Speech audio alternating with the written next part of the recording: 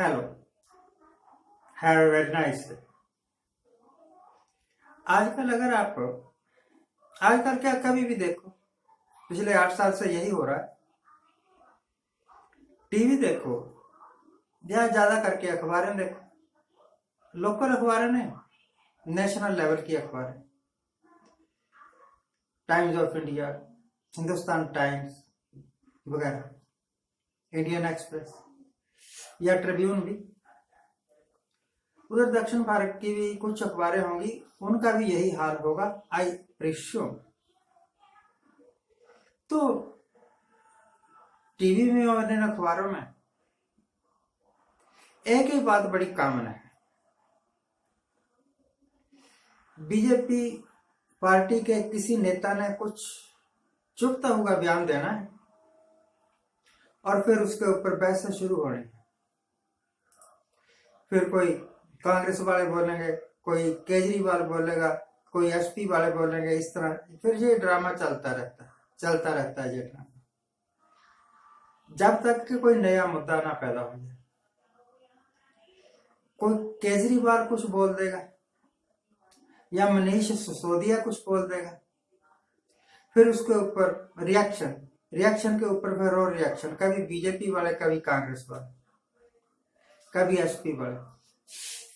BSP party आजकल coma में है। कोमा समझते हैं, मरीज कोमा में चला जाता है कई बार, ना जिंदा ना मुर्दा, उसको कोमा में बोलते हैं। तो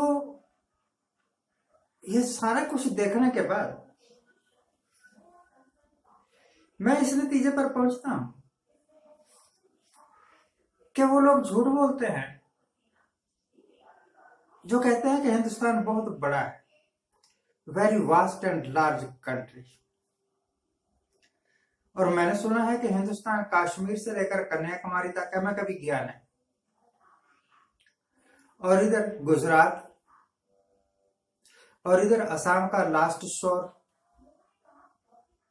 ढाका साथ मतलब बांग्लादेश के साथ हमारी सीमा मिल जाती, म्यांमार के साथ हमारी सीमा मिल जाती। तो या तो यह झूठ है कि हिंदुस्तान बहुत वास्ट एंड लार्ज कंट्री है और यहाँ पर अलग अलग किस्म के लोग, अलग अलग धर्मों के लोग, अलग अलग पहरावों के लोग, अलग अलग बोलियां बोलने वाले लोग रहते हैं, बहुत डाइवर्सिटी है, बहुत विभिन्नता है। हमारे संविधान में एक लाइन कही गई है, इक्वालिटी शब्द है, इक्वालिटी। संविधान की निगाह में सभी बराबर है, किसी के साथ भेदभाव नहीं किया जा सकता, ना रंग के नाम पर कि ये गोरा है ये काला है, ना जाति के नाम पर कि ये चमार है और ये ब्राह्मण है, कुछ नहीं। ना रंग, ना नस्ल, ना कौम, ना जात, ना धर्म, ना बोली, ना पहरावा, किसी आधार पर भी कोई भेदभाव नहीं हो सकता। इस नजरिए से संविधान में कहा गया कि हिंदुस्तानी सभी बराबर है। पर आप तो जानते ही हैं, आपके शहर का सबसे बड़ा आदमी, सबसे अमीर आदमी अंबानी अडानी के कदमों की धूल के बराबर भी नहीं है। और ये अंबानी अडानी अगर मोदी की कृपा ना हो जाती, मोदी की कृपा क्या जी, पहले इन्होंने खूब पैसा लुटाया होगा मोदी पर, अब मोदी अपनी मेहरबानियां लुटा रहा है इनके ऊपर। मोदी साहब की गवर्नमेंट की मेहरबानियों के कारण ही यह सबसे अमीर बन सके। और इनकी अमीरी का असल कच्चा चिट्ठा यह है कि इन्होंने लाखों अरबों करोड़ रुपया बैंकों से लोन लिया हुआ है। अगर खुदा न खास्ता कभी, खुदा न खास्ता क्या, इनका बिजनेस तो फेल होगा ही। जब भी इनका बिजनेस फेल होगा अंबानियों और अडानियों का, तो ये तो अपना झोला उठा के, साहब की एक तुक है ना, कहा था ना उन्होंने कि मेरा क्या है, मैं झोला उठा के चल दूंगा, ये मेरा बिगाड़ क्या लेंगे। अपने जहाजों में बैठकर ये तो उड़ जाएंगे किसी दूसरे देश में, जहां पर इन्होंने पहले ही अपना प्रबंध कर रखा होगा, जिसका पता आपको या हमें तो नहीं है, परंतु सीबीआई वालों को है। उन्हीं की मदद से तो होता होगा सारा कुछ। उड़ जाएंगे और कंगाली में देश को छोड़ जाएंगे, जैसा कि श्रीलंका में हुआ। श्रीलंका में तो एक ऐसा मुल्क हो जहां पर समस्याओं का अंबार है, एक ऐसा मुल्क जो 100 ये तो 125 करोड़ कहते हैं, मुझे लगता है कि 140 करोड़ से ऊपर हमारी आबादी हो चुकी है वर्ल्ड क्लॉक के हिसाब से अगर देखें तो। और एक ऐसा मुल्क जहां 80 करोड़ लोग गरीब हैं, एक ऐसा मुल्क जिसके 60% लोग अनपढ़ है या अनपढ़ के बराबर है। अगर किसी ने कह दिया कि रात में 9 बजे थाली बजाओ तो सभी थाली बजाने लग जाते हैं विदाउट थिंकिंग कि इसका प्रभाव क्या है। वाई शुड आई बीट, मैं क्यों बजाऊं थाली, अपने घर के बर्तन क्यों तोड़ूं किसी के कहने पर, मैं किसी के पीछे क्यों दौड़ूं विदाउट थिंकिंग। मैं बच्चा था, मतलब 8-9 साल का, अपने पिता के साथ जा रहा था।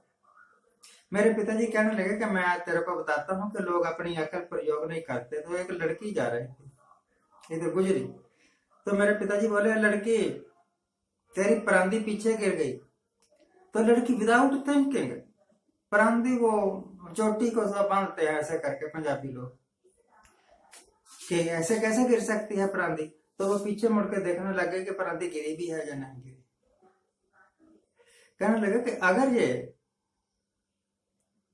ऐसी लड़की होती जिसको अपने ऊपर विश्वास होता, तो मेरे कहे पर पीछे मुड़ के परांदी की तलाश ना करती। यही हिसाब हमारी जनता का है। जनता को विश्वास ही नहीं है कि वो भी कुछ सोच सकते,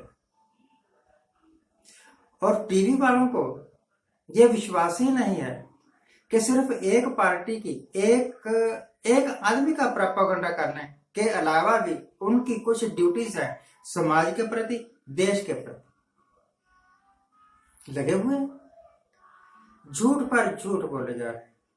मैं तो कहता हूं कि टीवी में अगर 10 खबरें आती हैं तो उनमें से 9.5 खबरें या तो झूठ होती हैं या मेड अप स्टोरी होती है, हकीकत नहीं होती। ऐसा क्यों है कि हमारा देश, इतना बड़ा देश, इतना अमीर देश, हमारे पास नेचुरल रिसोर्सेज बहुत ज्यादा है, हमारे पास एग्रीकल्चरल प्रोडक्ट्स बहुत ज्यादा है, हमारी इंडस्ट्री बहुत ज्यादा डेवलप कर सकती है, हमारे पास मैन पावर बहुत है, फिर भी हम अपने लोगों को रोटी नहीं दे सकते, रोजगार नहीं दे सकते। हमारे लोग अरब में जाके, सऊदी अरब में जाके या अरेबियन कंट्रीज में जाके धूल फांकते हैं। जब वहां जाते हैं तो उनके वास्ते कोई मखमली गद्दे नहीं होते, बड़ी पुअर कंडीशन में रहते हैं, तब कहीं 4 पैसे कमाते हैं। अगर अपने देश में रोजगार हो तो उनको पुअर कंडीशन में भी रहना पड़ेगा और खूब कमाएंगे। अगर यूपी में, बिहार में रोजगार हो तो वहां के भैया लोग हिमाचल में, पंजाब में क्यों आए? वो वहां कमा सकते हैं, वहां ऐश कर सकते हैं, पर इधर आना पड़ता है क्योंकि उधर डेवलपमेंट ही कोई नहीं। जो डेवलपमेंट की है यूपी, बिहार, मध्य प्रदेश और आंध्र प्रदेश ने, वो सिर्फ गप्पों की डेवलपमेंट की है। और जो हमारी सरकार ने डेवलपमेंट की है वह झूठ की डेवलपमेंट की है। झूठ पर झूठ बोलो, मूंगफली को बादाम बनाते रहो, कब तक? एक दिन जब आपका पाज खुलेगा, आप कहीं मुंह दिखाने के काबिल नहीं रहोगे। आज के लिए इतना ही।